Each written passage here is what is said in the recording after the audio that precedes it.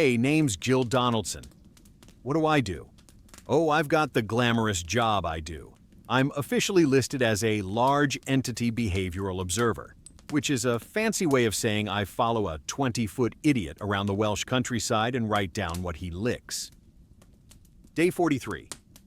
I was already in position before sunrise, wedged behind a gorse bush on the lower ridge of TW Dwyll, which, fittingly, means Valley of Gloom. Lovely tourist board energy there. The cave entrance loomed above me, black as a tax audit. At 06:12, the snoring stopped. Now, when a normal creature wakes up, it stretches a bit, scratches, maybe regrets existing. This thing? The mountain yawned. Birds evacuated trees like someone pulled a fire alarm. Then out he came.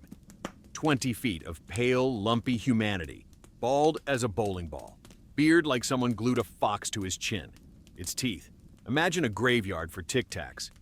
He blinked at the sunrise like it personally offended him. Then he did what I've come to call his morning think. He does it every morning, straight after emerging. He came out and stood there, thinking, for 12 full minutes. I'm fairly sure nothing was happening behind the eyes, but I respect the effort. Then he lumbered downhill, each step rearranging Welsh geology. Nearly sat on a sheep. Sheep left. No note, no goodbye, just spiritually vacated. At 6:31, he discovered a puddle. Now you or I would just step over it. He crouched, poked it, laughed. I say laughed, but it was this deep, foghorn her that echoed across 3 valleys because water moved when he slapped it. Scientific note, giant intelligence level currently somewhere between golden retriever and traffic cone. At 07:10, he spotted a wolf pack along the tree line. Important. Wolves were minding their own business, existing, being wolves. He froze, grinned, then pointed at them like he'd discovered a new toy in a cereal box. Then he charged. Not hunting, not angry, just delighted. The wolves scattered instantly because survival instinct beats confusion every time. He thundered after them, laughing, tripping over rocks, and knocking over a dead pine like a toddler in a supermarket aisle. He never got close. He's fast in a straight line, but turning? Forget about it. Watching him corner is like seeing a wardrobe try to do ballet. After 5 minutes, he stopped, hands on knees, wheezing, but clearly proud of whatever that was. And then it got weird, even by my standards. At 07:19, the giant went still, head tilted. I followed his gaze. Standing on a rock about 60 yards off was a little man, 3 feet tall at most, green hat, green coat, arms folded like he was judging the weather. I blinked. He was still there. Now, in my line of work, you don't jump to conclusions. You gather data, you verify, you quietly question your career choices. The giant squinted, grinned, pointed. Small man, he announced to the valley. Professional assessment, not a linguist. The little man waved, then ran. The giant lit up. New game unlocked. Off he went, crashing after him. The little fellow was quick, darting over rocks, slipping through heather, never quite out of sight, and the giant followed like a Labrador chasing a laser pointer. I jogged the long way round. I'm dedicated, not suicidal. They reached the moor, wide, open, mist hanging low like the land was trying to be mysterious on purpose. The little man crested a grassy mound and vanished over the top. The giant charged up after him and stopped dead on the summit. He looked left, right, then scratched his beard. No small man. He turned slowly, confused, and for one beautiful second, the world held its breath. Then the mound exploded. Not dirt, not rocks, fairies. Thousands, every color you can imagine. Blues, reds, golds, purples, like someone shook a glitter bomb with anger issues. They poured out of the hill in a screaming, buzzing cloud. The giant blinked. One landed on his nose and bit him. He yelped. Then they all piled on. Face, ears, beard, bald head, armpits, places I do not want to log in detail. He howled, swatted wildly, which mostly resulted in him punching himself. Started spinning, fell over, rolled, came up running, and I mean running, full panic mode. The ground shook like Wales was reconsidering its tectonic commitments. The fairy swarm chased him halfway down the slope before breaking off, hovering in a colorful cloud above the mound like angry confetti. The giant didn't stop until he reached the stream 2 valleys over, where he threw himself face first into the water and stayed there. Conclusion of today's observations. Subject is highly curious. Subject has the threat assessment skills of a damp sponge. Whales contains more supernatural border control than I was informed of at orientation, and I'm absolutely not getting paid enough. I wish that was all I had to tell you about the giant. I ended up naming Fudd, but that wasn't the only creature he encountered on my watch. Day 50. Still following Fudd, still questioning life choices. Yes, we've named him. Subject Alpha felt too professional for a being who once tried to befriend a boulder.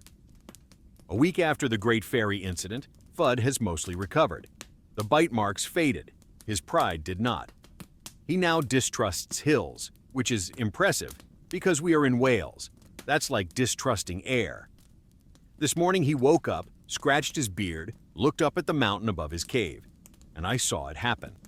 A thought, a dangerous one. He pointed at the peak and said with great conviction, "Up." Brilliant. Evolution in action. The climb began at 8:03. Climb here means haul enormous confused body uphill while gravity files complaints. On the way, he met a flock of crows. Now, crows are clever. Fudd is not. This is a bad combo. He waved at them. They hopped closer. He tried to pet one. It stole a bead from his beard and left. He gasped like he'd just witnessed high crime. 10 minutes later, he found a mountain goat. They stared at each other with mutual confusion. The goat did that sideways hop they do. Fudd copied it. Please picture 20 feet of bald enthusiasm attempting delicate hoof ballet. He landed like a sack of wet cement and slid 10 feet downhill. He laughed, and the goat left, deeply embarrassed on behalf of mammals. Higher up, the terrain turned rocky, steep, with mist curling around the ridges.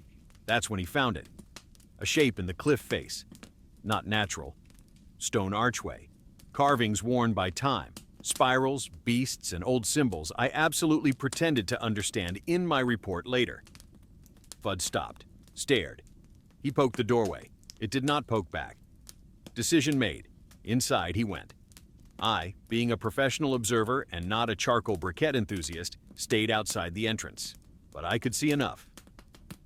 The tunnel opened into halls carved straight from the mountain. Pillars, statues. Gold was everywhere. Not shiny new gold, but ancient, dusty. My insurance definitely doesn't cover this gold. Goblets, shields, chains, gems the size of plums. In the middle, a hoard, a proper one. Piles of treasure like someone robbed history itself. And on top of it, something red, huge, breathing. Oh no. Fudd didn't know, oh no. Fudd knew shiny. He wandered in, wide-eyed, gently kicking jewels aside. Picked up a necklace, put it on, backwards. Then he saw the red shape. He squinted, leaned in. It was a dragon, Welsh by the look. Long, scaled, wings folded, smoke curling from its nostrils as it slept. Easily the size of a bus, maybe 2. Horns like spears. Fudd tilted his head. "Big lizard," he whispered loudly. To his credit, he tried to be sneaky. He took 3 steps backward, stepped on a golden plate, which slid, which made him windmill his arms, which caused him to fall directly into a pile of metal objects that apparently had been waiting centuries for that moment. The noise? Imagine a cathedral being attacked by cutlery. The dragon's eye snapped open, bright yellow, vertical pupil, ancient irritation. Fudd froze, buried waist deep in treasure. The dragon inhaled. Smoke rolled from its jaws. I mouthed from the entrance, "Run!" Fudd tried to smile and did a little wave. The dragon roared. Fudd screamed, a high, panicked sound I didn't know something that size could make, and scrambled out of the treasure like a burglar made of panic. The dragon launched, wings smashing columns, claws shredding stone as it charged down the hall. Fudd bolted for the exit, slamming off walls, knocking over statues that probably had cultural value I do not want to Google. He burst from the temple entrance, just as a stream of fire blasted out behind him. It hit his back mid-stride, his beard igniting instantly. He howled and ran faster than I have ever seen anything run without wheels. Down the mountainside he went, smoking, flailing, on fire in a way that feels mythologically inappropriate but scientifically fascinating. The dragon burst from the entrance, roaring, flames licking from its jaws, giving chase for a good 100 yards before apparently deciding this idiot was not worth cardio. It landed on a ridge, watching him flee, smoke trailing behind him like a badly managed barbecue. Fudd eventually reached a stream and threw himself in again. Pattern recognition. Water means problem gone. He surfaced, bald head steaming, beard half scorched, expression deeply offended. He looked back at the mountain, pointed, bad mountain. Accurate for once. Conclusion of today's observations. Subject is now afraid of hills and doors. Welsh dragons have the patience of customer service workers at the end of a shift. I am following a mythological hazard magnet. I need a raise, or a helmet, possibly both.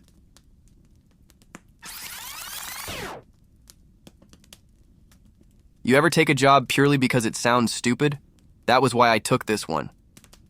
A gated estate, massive houses, the kind of place where the bins cost more than my car. I get a call from the estate manager, whispering like we're in a spy film. Something keeps breaking into the houses at night, he mutters. Dog? I ask. No. Teenagers? No. Ghost with a spending problem? There was a long pause. A goblin, he whispers. I had to mute the phone because I was laughing so hard.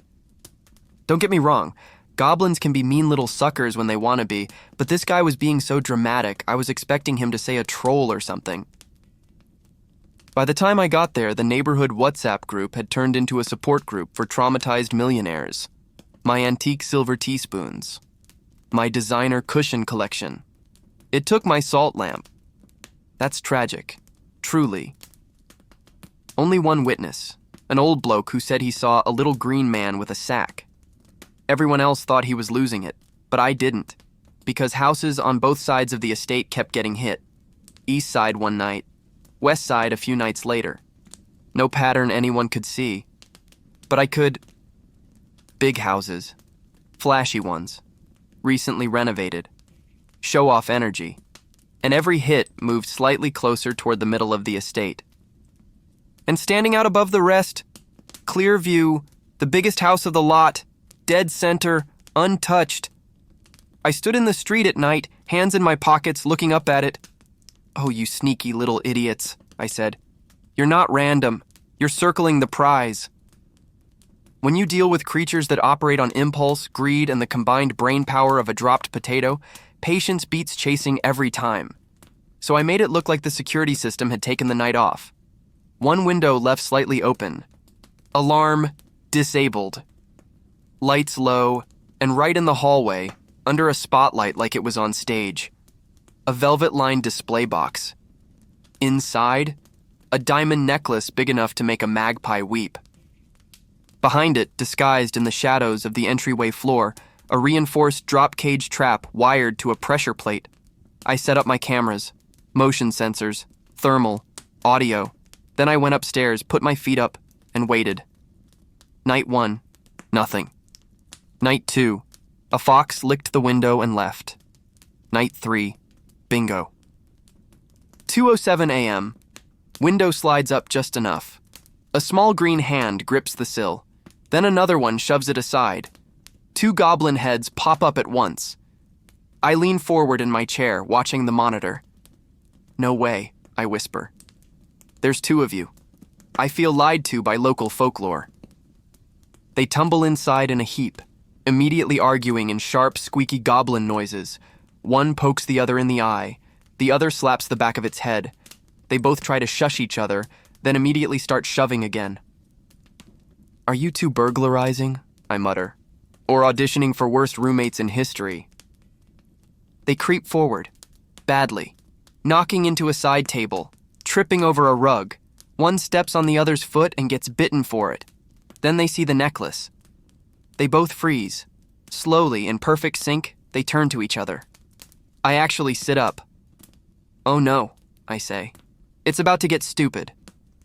One shoves the other back, but it grabs his arm and yanks him back as well. They launch, full tackle mode.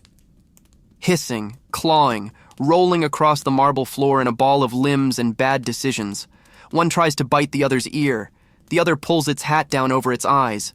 They slam into the wall, bounce off, still fighting. One breaks free and dives for the necklace. The other grabs its leg and drags him to the floor. They wrestle, pulling each other's ears. The first goblin manages to crawl forward, dragging the other like an angry backpack. It stretches out. Fingers brush the velvet box. The second goblin, in a move of pure betrayal, yanks its ankle. It face plants the floor. Second goblin jumps up giggling. First goblin kicks backwards blindly, heel connecting with the second goblin's face. Second goblin lets go, eyes watering. First goblin scrambles up, triumphant, screeching victory noises, and throws itself toward the prize, right onto the pressure plate. Clang! The cage drops from the ceiling in a steel blur. Goblin trapped mid-victory pose, hands still reaching for the necklace. I burst out laughing so hard I nearly fall off the chair. "Oh my God," I wheeze. "You absolute idiot. You won and still lost." The second goblin stares, looks at its captured partner, looks at the necklace, looks at the cage. Then, without even attempting a rescue, it bolts for the window at full speed. "Yep," I say, wiping tears from my eyes. "Classic. No honor among goblins." It's gone in seconds. Inside the cage, the trapped goblin rattles the bars, screaming furious insults. I switch on the hallway speaker. "Hey," I say cheerfully. "Great effort tonight. Strong teamwork at the start. Bit of a collapse in the finals, but hey, it's all about taking part." It glares at the camera. "Don't look at me like that," I add.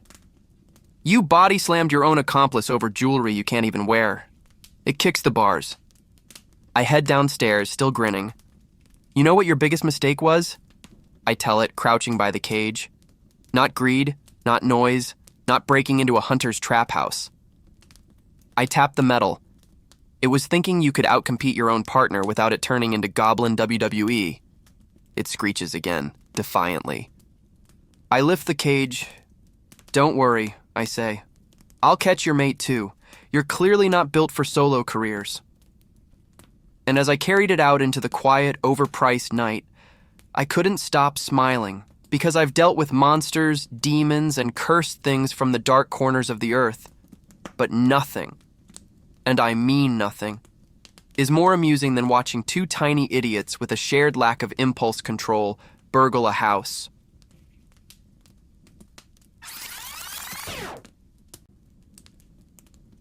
People think monster hunting means castles, graveyards, maybe the odd cursed forest. That's true enough, but half my jobs smell like bleach and government lies. I got this call at 2:17 a.m., private number. That's never a good sign. I let it ring twice, just long enough to pretend I had a choice. Then answered. "Carl Hensley?" Calm voice. Too calm. Depends who's asking. "We need a specialist in irregular wildlife control." That's when you know it's not wildlife. They gave me coordinates, told me to come alone, and said the words they always say when things are already a disaster.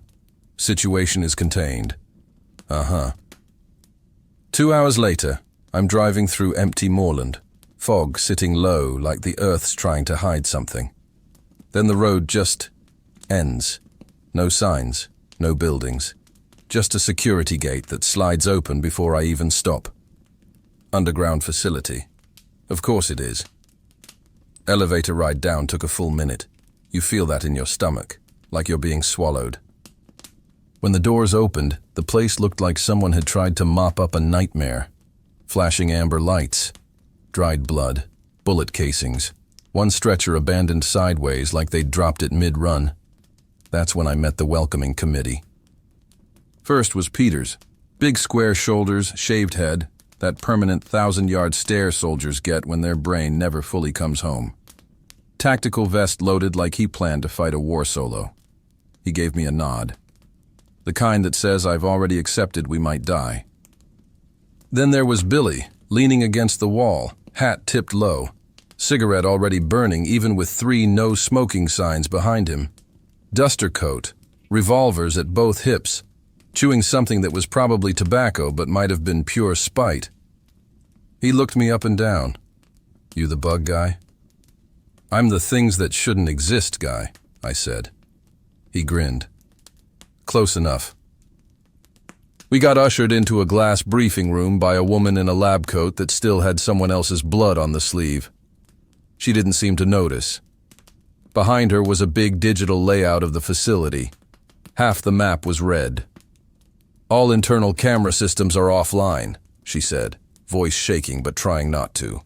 "We lost visual 43 minutes ago." "Lost how?" Peters asked. "Destroyed." Billy flicked ash on the floor. "That ain't equipment failure. That's something reaching up and saying hello." She nodded. 6 experimental subjects have breached containment. We had power issues, and this was the result. She tapped the screen. Pictures came up. Even I leaned forward. "Mantis, 8 feet tall. Great. Widow spider variant. Reinforced exoskeleton, 7 feet long. Fantastic. 2 fire ant soldiers, only 5 feet, but capable of coordinated behavior, and intellectually boosted. So, tactical ants. Got to love that. Mutated hornet. Wing strength far beyond expected parameters, and carapace hardening. Flying tank. Amazing." Then she hesitated. "And a scorpion specimen.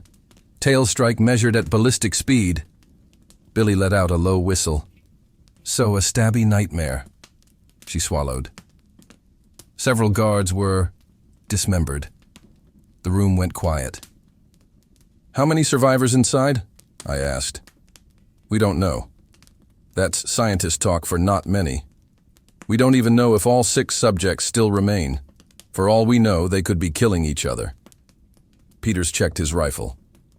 "Objective: terminate escaped subjects. Restore control so we can seal this level." Billy crushed his cigarette under his heel. "Pay better be stupid." "It is," she answered. That shut him up. They opened an equipment locker. I grabbed my kit. Shock rounds, toxin neutralizers, reinforced jacket. Standard, "Why is this my life?" gear. Peters moved like he was back on deployment. Methodical. Silent. Billy just spun one of his revolvers and muttered, "Big bugs. Hell of a way to go." We walked the corridor toward Containment Wing C. Lights flickered overhead. The air smelled wrong. Sweet. Metallic. Like crushed insects and hot wiring. Peters stopped. "You hear that?" I listened. Nothing then. A scraping sound. Somewhere deep ahead. Metal on metal. Something. Moving through ducts, it sounded like. Billy lit another cigarette with shaking hands he pretended weren't shaking. The blast doors loomed ahead. Thick steel, claw marks gouged into them from the inside. The scientist's voice crackled over the speaker behind us. "Once you enter, we cannot reopen the doors until the system is reset manually from within." Of course. Billy took one last drag. "Well, boys, bug hunt." I put my hand on the door panel, and that scraping sound. It stopped, like they knew we were there. I hit the open switch. The containment doors began to part, inch by slow inch, revealing nothing but darkness beyond. And that's when we stepped inside. The doors hadn't even finished opening when I heard it. Movement. Soft. Rapid. Like rain on leaves. If the leaves had claws. I raised a hand. Lights. Nothing happened. Emergency strips along the floor barely even worked, just enough glow to make shadows deeper. Then came the sound again. Tick, tick, tick, tick. Too many legs. Billy stepped in beside me, smoke trailing from his cigarette. "All right, you ugly." The cigarette vanished. So did Billy. He didn't even have time to yell. Something yanked him sideways so hard his boots left the floor. "Contact!" Peters barked. "Rifle up." We swung our lights to the right wall. That's when I saw the web. Thick as rope, layered like insulation, and in the middle of it, stuck spread eagle, hat gone, revolvers trapped. "Son of a, I can't move," growled Billy. Above him, something unfolded from the darkness.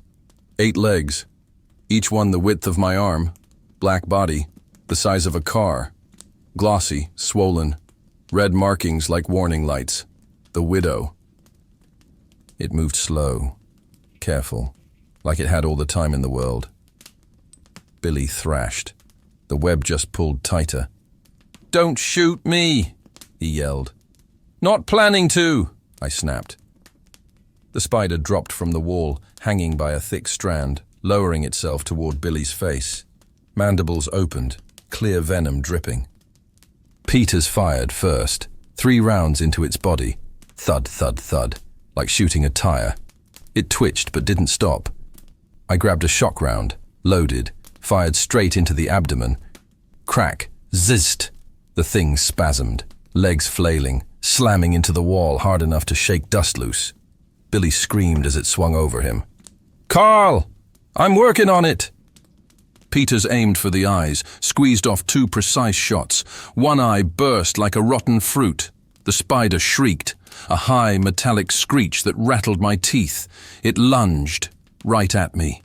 I rolled under it, felt one leg slash across my backplate. Sparks flew. Peters didn't move, just waited. When the spider reared to strike again, he put a full burst straight into the mouth. Black fluid sprayed the wall. The thing convulsed, legs curling inward, then collapsed half on top of Billy. "Get it off me.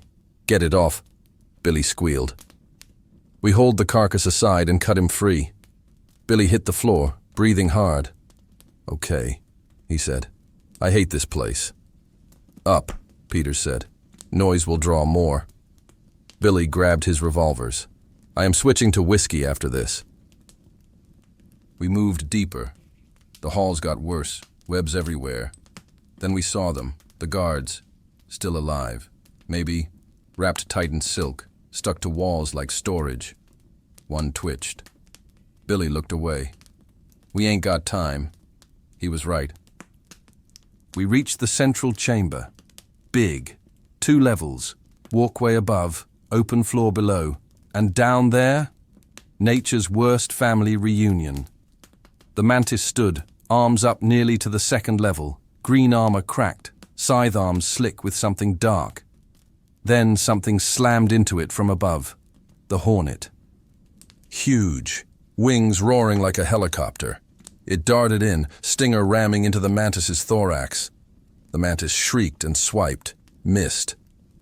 Hornet came again, fast, surgical. Peters took aim. "Let 'em fight," I muttered. 3rd dive. The mantis caught it. One scythe arm chopped mid-flight. The hornet split open, wings shredding, body hitting the ground in pieces. The mantis began gathering up the carcass and feasting. Then the floor behind the mantis exploded. The scorpion, bigger than a truck hood, armored like a tank. Its tail snapped forward, too fast to see, and punched clean through the mantis's side. The mantis screamed and drove both blades into the scorpion's shell. Cracks spread across it. They locked together, grinding, tearing. Then the scorpion's pincer came down. Snap. The mantis folded in half. The scorpion staggered back, leaking dark fluid. Peters didn't wait. "Now," he yelled. We opened fire from the upper level. Joint gaps, eyes, underside. It tried to turn, tail whipping wildly, smashing pillars. I fired a toxin round into the wound the mantis made. It reared, legs flailing. Billy put a revolver round straight through its face cluster. The scorpion collapsed. Still. We all just breathed. Billy wiped his forehead. "Okay. I vote we leave before the building itself grows legs." Then came the sound. Behind us. Chittering. Not 1, 2. I felt my stomach drop. "The ants," I said. 2 shapes stepped into the light. Fire ants, each the size of a small car. Mandibles clicking in perfect sync. Peters muttered, "We forgot the twins." They spread apart, flanking. Billy sighed. "I really, really hate this place." I raised my weapon. "All right," I said. "One last dance." The ants didn't charge. That's what made it worse. They spread out, slow, deliberate, mandibles clacking like they were talking to each other. "Left one's mine," Billy muttered, backing toward a support column. "If I die, tell people I went heroically." "You will not," I said. Then they came, fast. The floor shook as the first one lunged at Peters. He dove sideways, rolled, came up firing into its leg joints. One leg buckled, but it didn't fall, just adjusted like a machine recalculating. The second one went for Billy. He emptied one revolver into its face, didn't even slow it. "Carl! Under it!" I yelled. Billy dropped flat as the ant snapped its jaws where his head had been. I fired a shock round into its underside as it passed over him. The thing seized up mid-stride, legs locking. Peter saw it. "Now!" Billy didn't hesitate, shoved a revolver up into the soft gap behind the mandibles and pulled the trigger twice. The ant jerked, then collapsed, half on top of him. "Get it off! Get it off!" he screamed again. The other ant slammed into Peters, sending him into a railing. His rifle went skidding away. It reared to crush him. I sprinted, climbed a fallen crate, jumped, landed on its back. Bad idea. It bucked hard, trying to throw me. I jammed a toxin injector between shell plates and hit the charge. Green fluid pumped in. The ant shrieked, a horrible, high chemical sound, and thrashed straight into a wall. I bailed off just before it hit. It smashed itself again, and again, until its legs gave out and collapsed. Silence again. Just our breathing. Billy crawled out from under his ant, hat somehow back on his head. Peters picked up his rifle like this happened every Tuesday. I looked around at the wreckage. Dead bugs the size of nightmares. "Well," Billy said, lighting what had to be his 10th cigarette, "I'm charging extra for emotional damage." We walked back toward the exit. No hurry now. Just 3 men stepping over bodies, smoke drifting, boots echoing. The blast doors opened. Clean air hit my face. Behind us, alarms started up again. Facility coming back online. Billy tipped his hat. Peters gave a nod. "Me? I just thought the same thing I always do. I should have been a plumber. End of the job. Until the next thing crawls out of somewhere it shouldn't."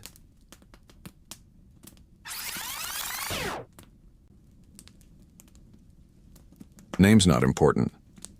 What matters is I was alone, high in the mountain forest where the air gets thin and the trees grow twisted like old bones. I'd been on their spoor since dawn. 6 of them, big as ponies, paws the size of plates. Dire wolves don't travel quiet if you know what to listen for. Broken fern stems, hair on bark, the heavy, straight-line confidence of predators that fear nothing walking on 4 legs. The valley was a bowl of dark green ringed by stone teeth, pines so tall they stitched the sky together, mist hanging low, moving slow between trunks. Perfect killing ground. For them, or for me. They hadn't scented me. Wind was in my face. Luckily, I climbed the ridge edge, belly to the dirt, and looked down. There they were, 6 gray backs weaving through the ferns, scarred, lean. One limped slightly. Old injury, healed wrong. Pack slowed for it. That told me enough. They were a tight unit. I checked my rifle, slow and quiet. 1 shot to start the panic. Funnel them toward the rocks behind me. Finish it close. Then the forest went silent. Not the normal quiet. An eerie quiet. Birds cut off mid-call. Even the wind seemed to duck. The wolves felt it too. Heads came up, ears flat. Not looking at me, looking up. The sound hit a heartbeat later, a deep leathery whump, whump, whump. I rolled onto my back just in time to see it drop through the mist, wings wider than a wagon. Feathers but ragged, dark, and patchy. Arms too long. Talons like hooked knives. Face almost human from a distance. Up close, all beak and rage. A harpy, and not one of the scrawny cliff scavengers. This thing was oversized, well-fed, big. It hit the pack like a thrown spear. Talons closed around the limping wolf, lifting it clean off the ground. Wolf screaming, pack exploding outward in snarls. Leaves, dirt, and fur everywhere. The harpy beat its wings, dragging air hard enough to bend saplings. It got maybe 15 feet up. Then the rest of the wolves jumped it. One clamped onto its leg, another onto its wing joint. A third leapt high enough to grab feathers and skin near its ribs. They weighed it down, yanking, twisting. The harpy shrieked, a sound that went through bone more than ear. It dropped the wolf. That was the mistake. The fallen wolf hit the ground hard but rolled up snarling, and now the whole pack was on the harpy. 6 wolves became a gray storm. They didn't think. They tore. The harpy stopped trying to fly and started killing. One wolf vanished under its talons, lifted and smashed into a tree trunk with a crack I felt in my teeth. Another lost its grip and the beak came down fast. The third it caught mid-leap, twisted, and threw.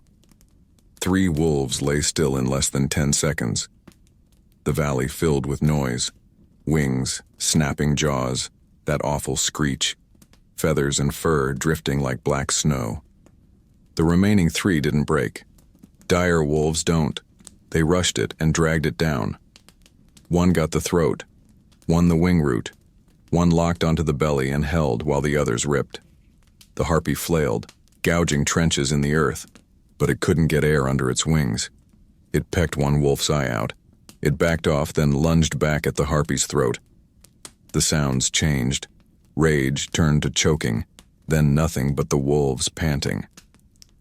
I stayed still. Predators after a fight are worse than before one. The 3 survivors stood over the carcass, sides heaving, coats dark with blood that wasn't all theirs. They didn't even look around. They started eating. That's when I moved.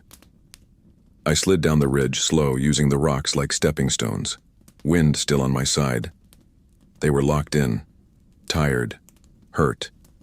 I took the first through the ribs. It dropped mid-chew.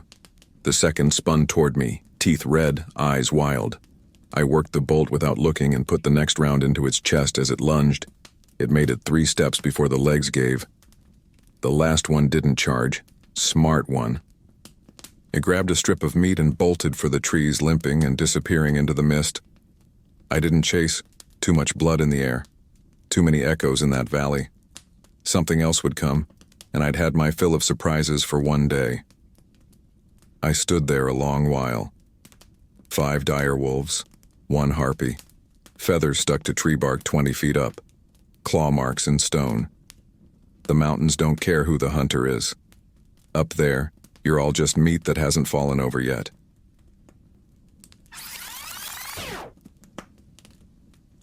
I don't usually take jobs from seaside towns. Too many old things get washed in with the tide. But Port Noir was desperate.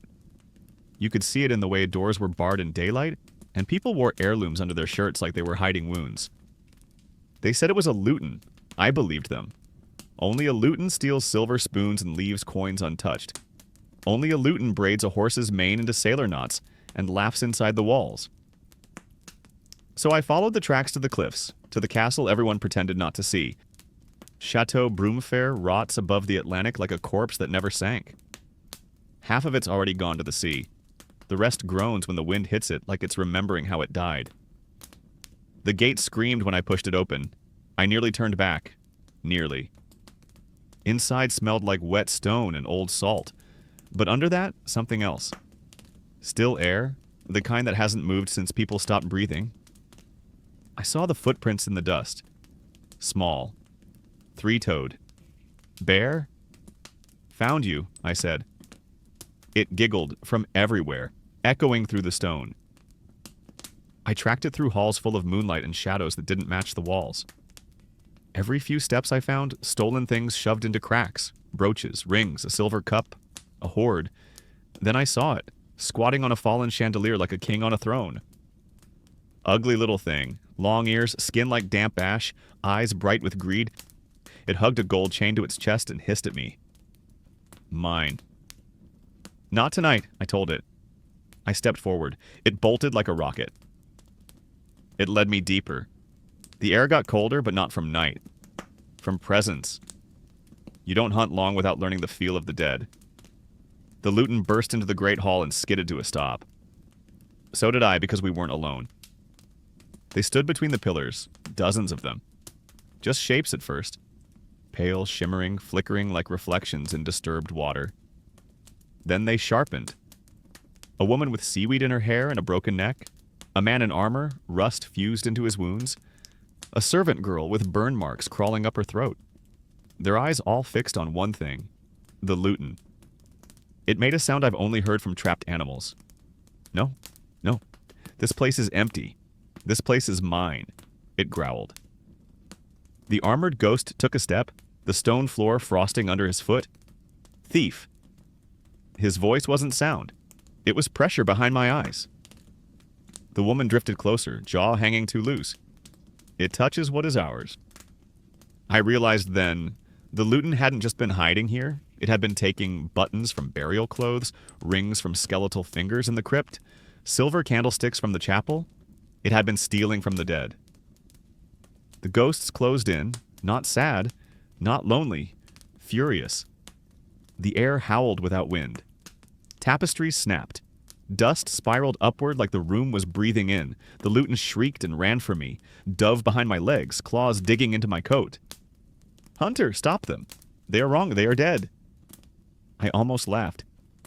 You're in their house, I said. The burned girl appeared inches from its face. Her empty eye sockets smoked. Give it back, she moaned. The Luton tore open its satchel, throwing stolen trinkets across the floor. Yes, take all. The knight raised his ruined sword. The temperature dropped so hard my joints ached. I stepped forward, iron knife in hand, heart trying to break my ribs. Enough, I shouted. Every ghost turned toward me at once. Worst moment of my life. I'll take it away, I said, voice shaking.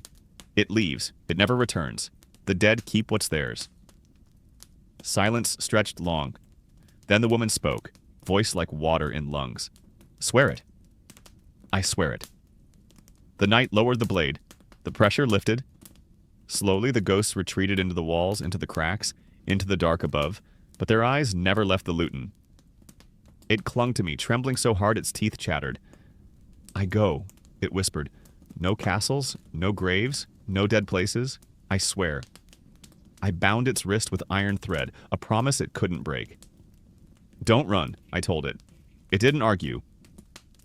When I left at dawn, I carried sacks of stolen things back to town. The people called me brave. I didn't correct them. But I didn't sleep that night either. Because when the wind blows in from the sea, I still hear it sometimes. Armor scraping stone, a woman choking on salt water, and a voice that reminds me.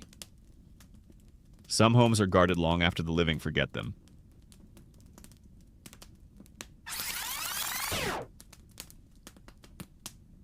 People think the Outback is quiet. It's not.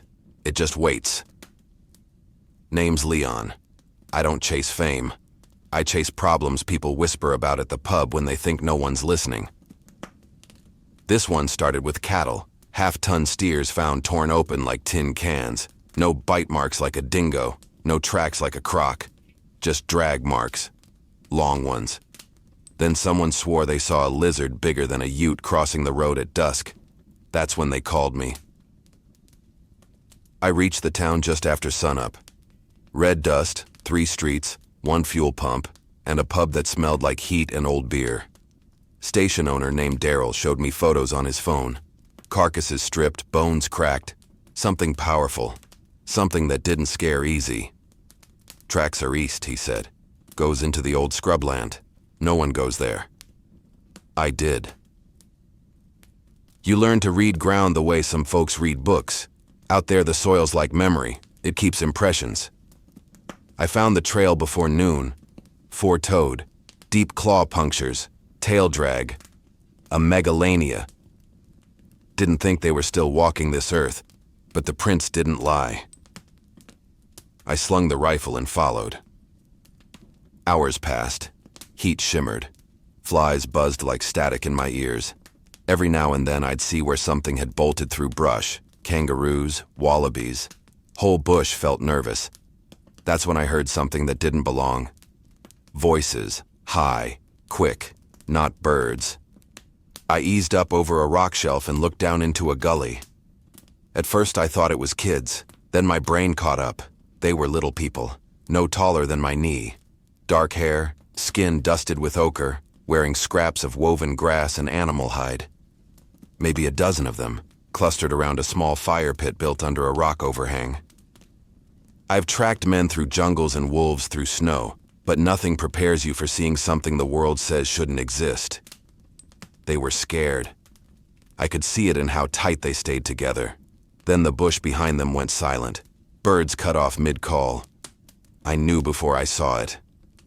The megalania slid out from between two boulders like a nightmare remembering how to move. 12 feet of muscle and scale. Head low. Tongue flicking. Eyes flat and patient. It didn't rush. Predators that big don't need to. The little people scattered, shrieking in voices that didn't sound human or animal, something in between. One stumbled. The lizard lunged. Dust exploded. Its tail whipped. A tiny spear bounced off its hide like a twig. The creature's jaws snapped down, and it lifted the struggling figure clear off the ground.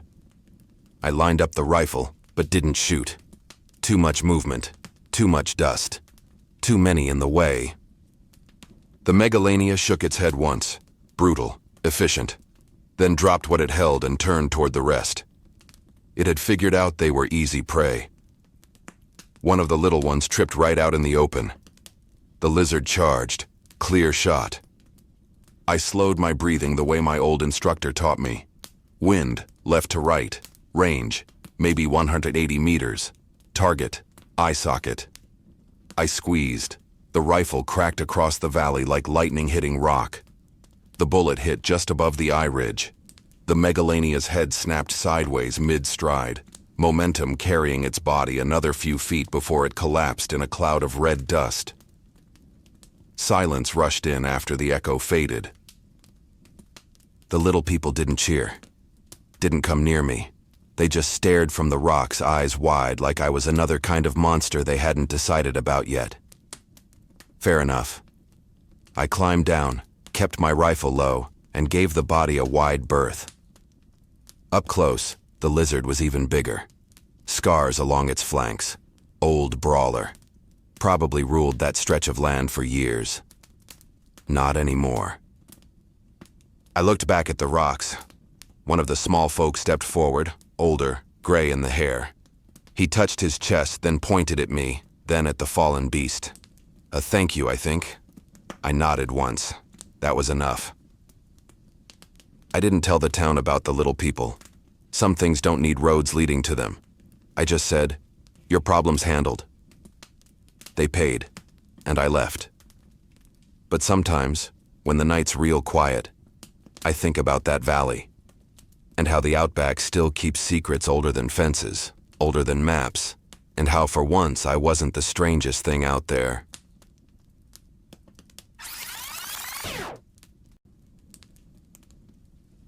People think monster hunting is all crossbows on rooftops and dramatic last stands. Nah, half of it is sitting in a metal bubble that smells like wet wires, trying not to panic while something the size of a bus swims under your feet. Name's Nikki Swift, and this was Lake Tahoe. Yeah, that postcard lake, crystal water, paddleboards, honeymoon selfies. 200 meters down? Whole different neighborhood. Tag cam live, Owen said in my headset. You're clear to deploy when ready. I flexed my hands on the mini-sub controls. The cockpit lights painted everything submarine red, like I was inside a vein. Copy, I said. Let's go meet Tahoe Tessie.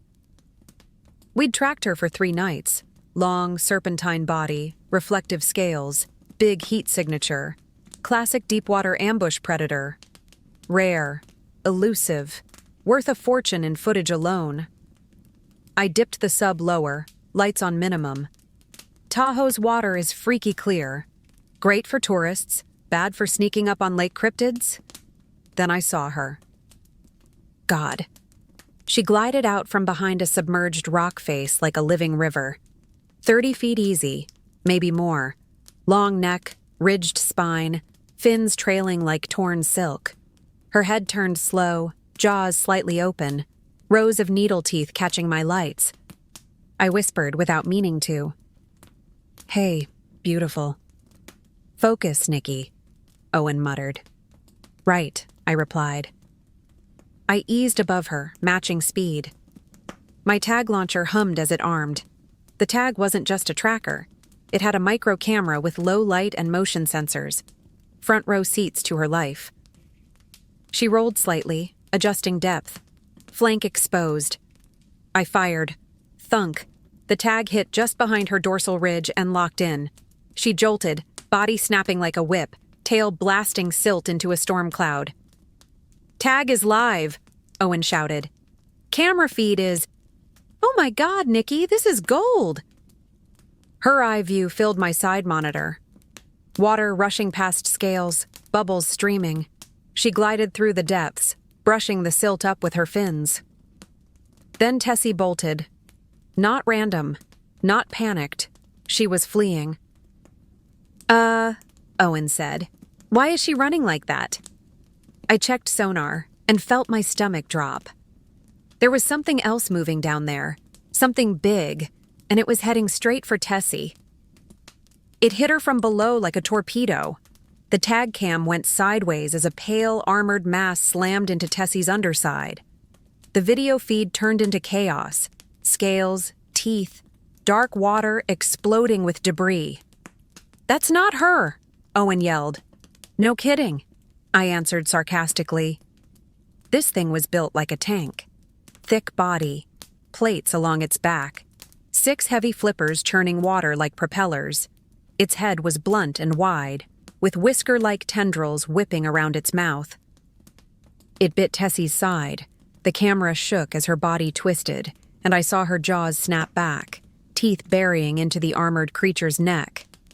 They rolled, 2 prehistoric nightmares turning the lake into a washing machine. Shockwaves rocked my sub. Warning lights flickered.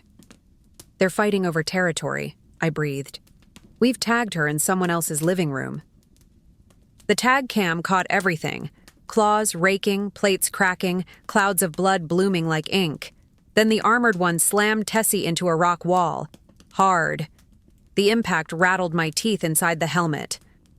On my screen, the tag cam showed stone rushing closer. Crunch.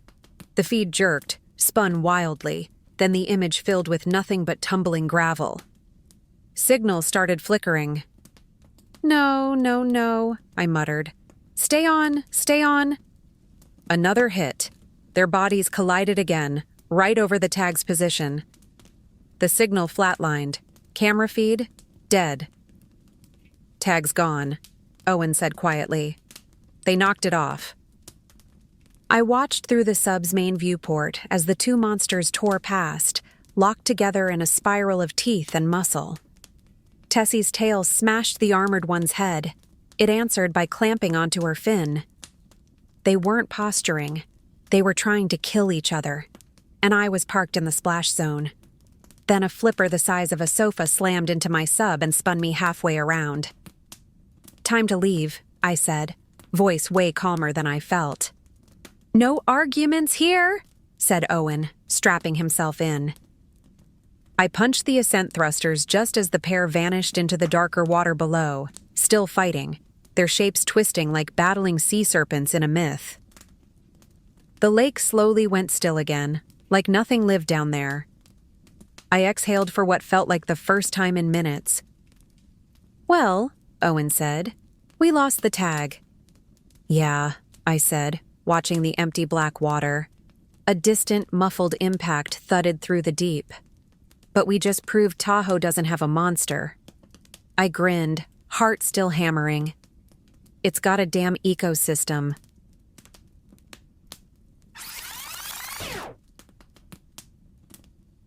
The first thing I knew was the prints weren't right. I've tracked red deer in sleet, crawled after poachers through peat bogs, and once followed a wounded stag 3 days on a broken ankle. I know what weight does to ground. These prints barely touched it. 4 long toes, 1 stubby, narrow heel, stride like something that didn't believe in slowing down. They skipped across the mud by the burn like the creature had bounced through life and the earth was optional. Quickfoot, I muttered, already feeling that mix of excitement and why is it always me? The company had us briefed. Fast, curious, not known to attack, which is corporate speak for we've no idea what it'll do. I headed uphill, frost cracking under my boots, breath fogging. The trail was clean, then suddenly it went wild. Tracks crisscrossing, doubling back, tight turns for no reason.